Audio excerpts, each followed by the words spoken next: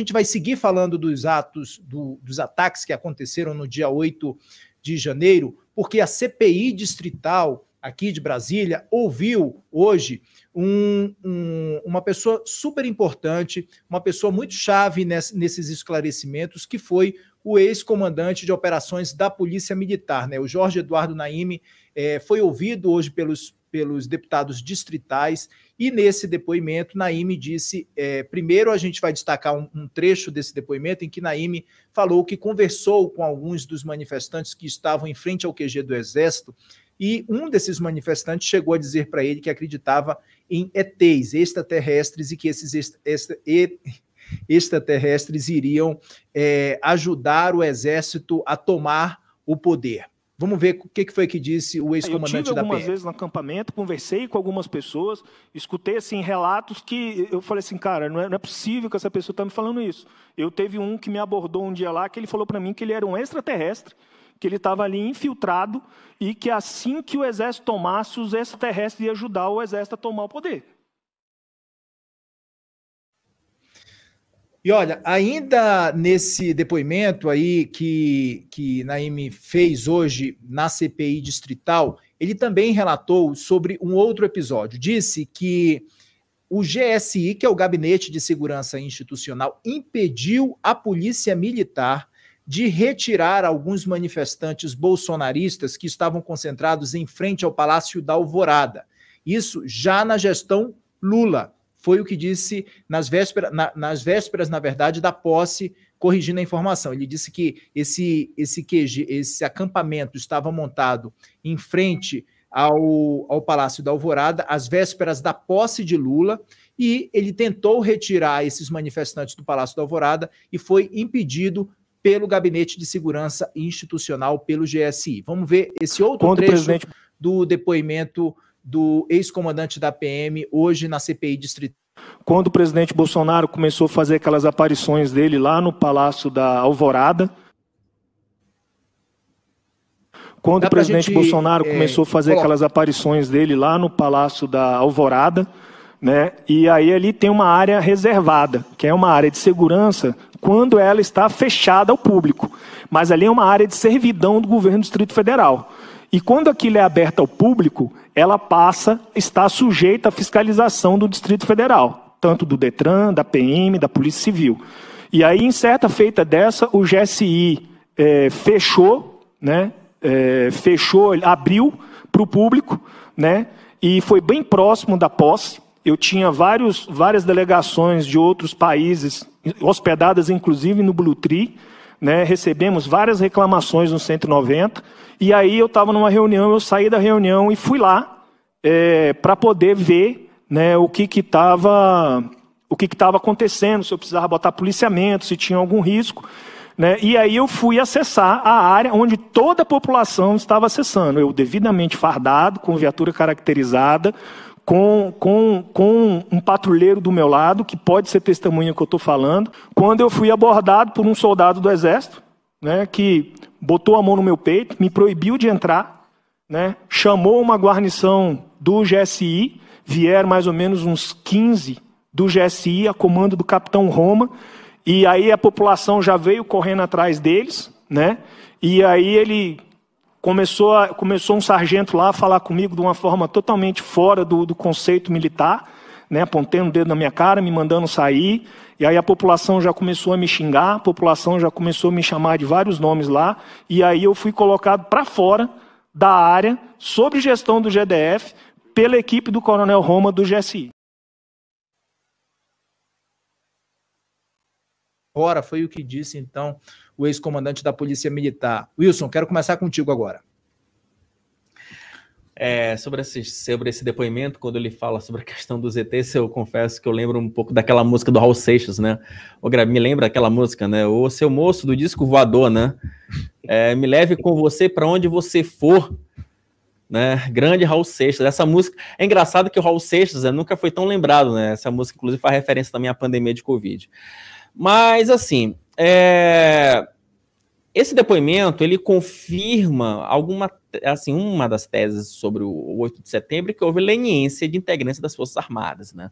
Esse depoimento, ele, de certa forma, ele ele dá corpo para essa tese, né? Ele ajuda a dar um formato um pouco mais robusto, né, para essa tese, né? E a gente sabe, né, que existiam integrantes das Forças Armadas que eram pró-Bolsonaro, que estavam realmente querendo que o circo pegasse fogo para que eles pudessem sair no cavalo branco e decretar intervenção militar. Viva a revolução, artigo 142, sai daí 9 dedos. É isso, né? Os caras tinha gente no exército que queria isso, sabe? O fato do próprio do ex-ministro, né, Paulo Sérgio Nogueira de Oliveira, ex-ministro da Defesa, ter permitido que aquela concentração de malucos em frente ao QG do Exército aqui em Brasília era um indicativo disso. Porque eu vou te falar uma coisa, por muito menos eu já vi integrantes das Forças Armadas expulsarem gente ali daquela Praça dos Cristais. Por muito menos já vi integrantes das Forças Armadas mandarem pessoas, alguns desocupados, que estavam aí em frente aos quartéis, darem uma circulada. Vai, meu filho, circula. Isso é coisa de vadiagem, né? Assim, nessas horas sempre evoca assim, né? aquele princípio, princípio penal, né? Da lei da vadiagem, né? Acho que a lei, se não me engano, acho que é da década de 30. Então é isso, Kenzo, sabe? Então, houve uma leniência de integrantes das Forças Armadas, isso desde o final do ano passado, e que culminou nessa tragédia, né, que foram esses atos de 8 de janeiro. De novo, a desordem que foi instalada após as eleições, ela culminou nesse ato extremo de desordem do 8 de janeiro. E olha, de novo, avisos não faltaram. Então, meu amigo, se você avisa uma vez, deixa a bagunça de lá, avisa uma segunda vez, deixa a bagunça de lá, não espere que do nada as coisas vão se arrumar. Não dá para esperar isso, sabe? Grebe. Sou eu? Sim, quero te ouvir, Grebe. Quero que você faça uma análise dessas falas aí que aconteceram, né, do comandante ex-comandante da Polícia Militar aqui, relatando essa questão de ter ouvido de um dos manifestantes ali, de acreditar que ETs iriam chegar à Terra e ajudar o Exército na tomada do poder, e também desse outro ponto que ele falou, que o Gabinete de Segurança Institucional, inclusive às vésperas da posse de Lula, impediu que ele retirasse os manifestantes que estavam ali nas proximidades do Palácio da Alvorada também. Bom, primeiro a história dos ETs, que é pitoresca, né? Tá bom. Eu não tenho a menor dúvida que tinha um monte de maluco lá.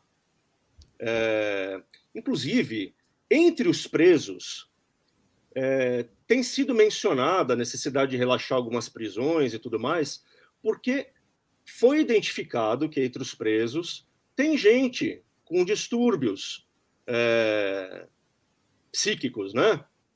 Sei lá, transtorno bipolar, eu sei lá, quais são, mas tem gente mesmo. Então não tenho dúvida que tinha pessoas com as...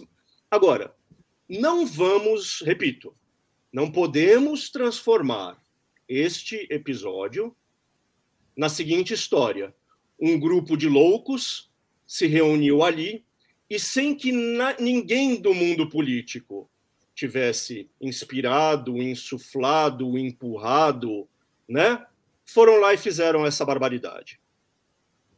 Não vamos desconectar os doidos e os menos doidos que estavam lá do seu ambiente político e das lideranças desse ambiente político. Então, a primeira coisa. Tá bom, tinha o doido do disco voador, né? Mas tem outros doidos por trás. E esses doidos são gente com poder, né? É gente com poder político. Segunda parte do depoimento do coronel. Cargo mais alto da PM. Vamos lembrar que ele está preso, né? Porque, em tese, teria feito corpo mole ali no dia, teria retardado a ação da força que ele estava comandando. E foi esse coronel que deveria estar de folga e acabou comparecendo lá quando viu que o bicho estava pegando mesmo. Ele, em tese, teria retardado a ação da tropa dele para permitir que muita gente fugisse. Foi por isso que ele foi preso. Então, isso está sendo investigado e é nesse contexto que ele está dando esse depoimento. É gravíssimo o que ele conta. Eu também tinha entendido, Kenzo, da primeira vez que eu ouvi, que era já na posse, depois da posse que o episódio tinha acontecido, mas não. É exatamente às vésperas da posse, né? Então ainda não teve uma transição de governo, certo?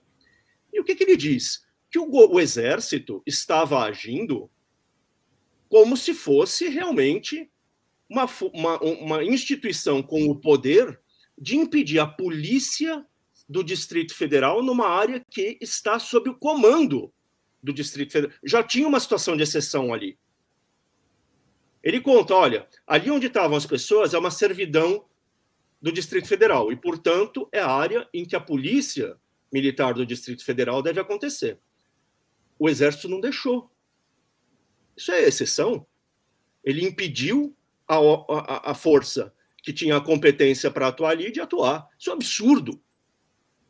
É o Exército arregaçando as suas manguinhas, pondo as suas asinhas para fora, muito mais do que a lei permite.